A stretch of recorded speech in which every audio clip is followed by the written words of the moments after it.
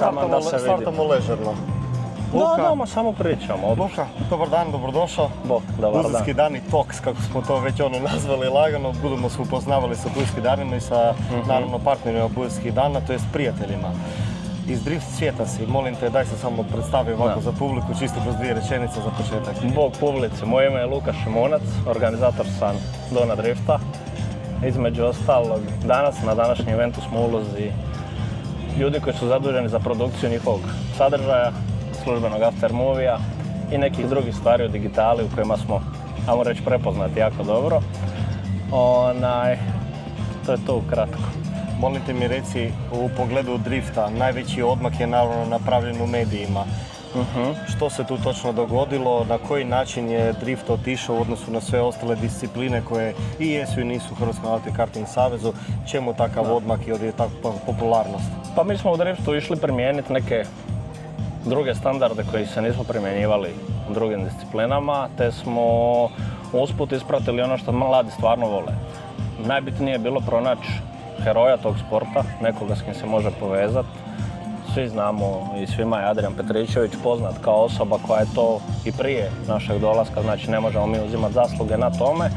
Uspjela ispromovirati gdje je podovelo neku publiku koja, ajmo reći, prije se interesirala za motorsport na nekim razinama, ali ne na razini da jako vjerno prati od utrke do utrke neku osobu, neke druge timove, te na taj način je u biti on i drugi influenceri poput influenceri, nazovimo ih Debeli i ostali koji su imali YouTube kanale, Marko Vrdik je isto gura to, su dali neki behind the scenes, samo reći, prozor u sve to što se u biti odvija u drift disciplini i to je, ajmo reći, bio neki začetak toga. Mi kad smo došli smo išli osnažiti njihovu prisutnost, prikazati ih kao prave sportaše, prikazati ih kao ozbiljnu marketinšku platformu koja može biti zanimljiva drugim brendovima, drugim sponzorima, te primijeniti neka poslovna načela koja su bila, ajmo reći, zanemarena i u svim drugim disciplinama, ne samo u driftu, jer fokus je nekad jako na sportu i to je apsolutno pozitivno, sportsku stranu priče treba srediti,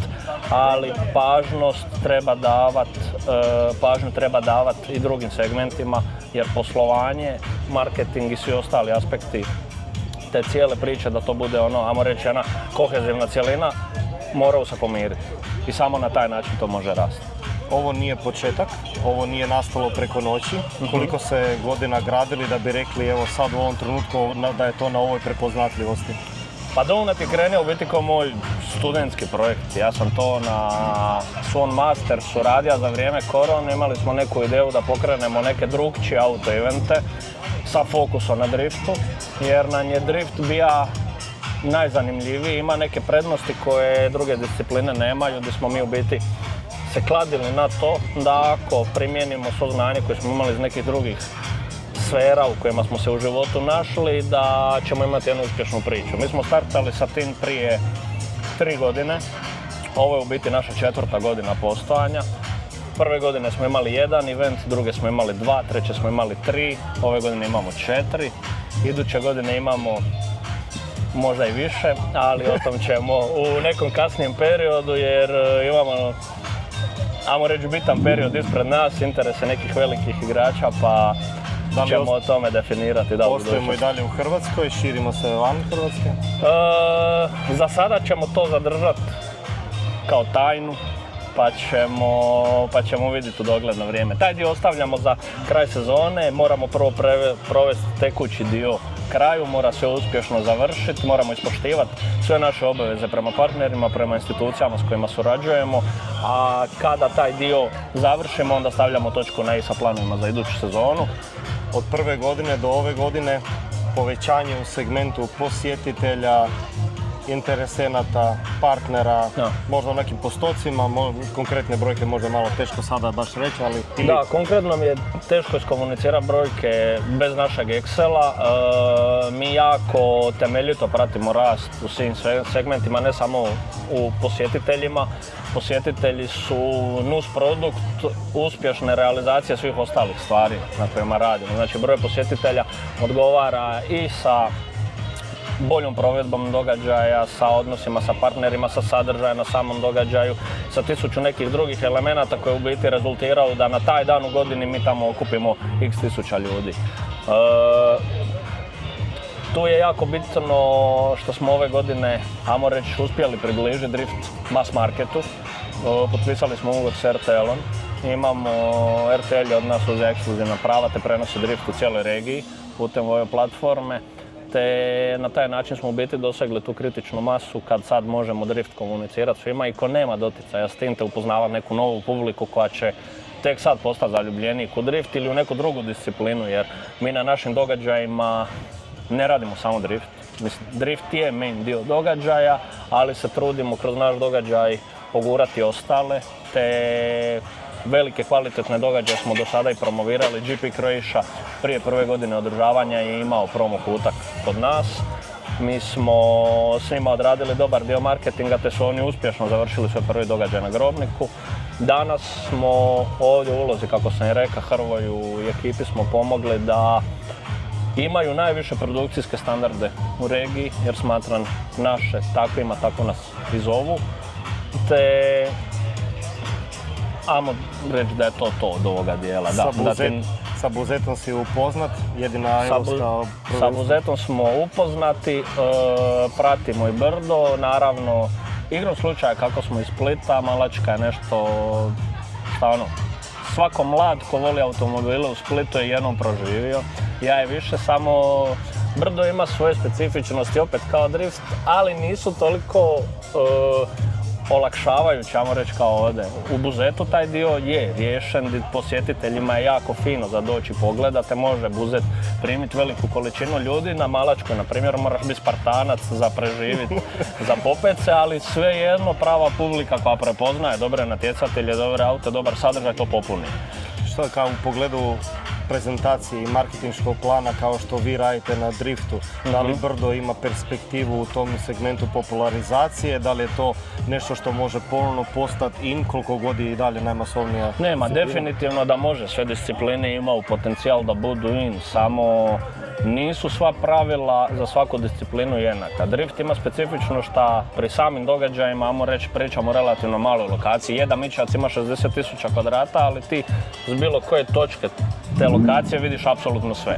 I to je nešto što je posjetitelju primamljivo, jer u blizini mu je food corner, u blizini mu je sav dodatni sadržaj, u blizini mu je sama akcija na stazi. Na Brdu ti ipak imaš taj, ajmo reći, manu da ne možeš vidjeti sve, ali svejedno uz veću atraktivnost automobila za neke, gdje pričamo stvarno o autima koji sa strane inženjerstva su čudo u usporedbi s ovim. Drift je, ajmo reći, entry level što se tiče pripreme automobila u usporedbi s ostalim disciplinama.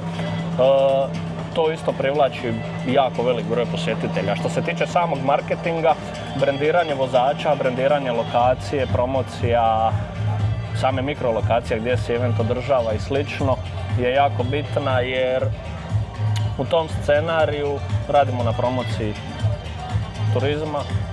Ti sami događaji privlače, mislim, Buzet je europska utrka, privlači veliki broj inozemnih posjetitelja. Na driftu je to isto slična stvar jer kod nas dolaze stranci, pa na tu ruku privlačimo dobar dio inozemaca.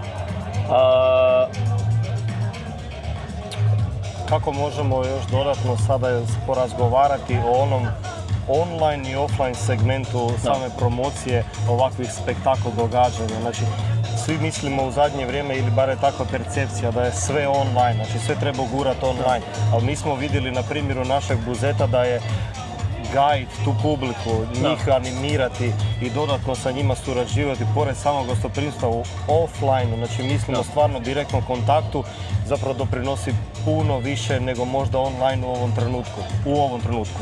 A mislim, danas se teško navigirati u online svijetu. Mi suočavamo se sa problemom što vi kao organizatori ili mi kao organizatori se ne natječemo sa attention spanom osobe da gleda ono što mi prodajemo. Oni su zasuti sa velikom količinom sadržaja i u moru tog sadržaja isprezentirati, brendirati neku utrku, neki događaj nekog vozača je jako teško, kontraverze prolaze jako dobro, nama ih u driftu ne fali, pa na taj račun imamo i veliki doseg, međutim to nije formula koja se treba replicirati na drugim stvarima. Ovo što Liberty Media radi sa F1 je jako veliko, jako poučno za druge organizatore, gdje su oni taj, ajmo reći, segment digitalne prisutnosti kroz Drive to Survive i slične formate približili i napravili karaktere od tih vozača.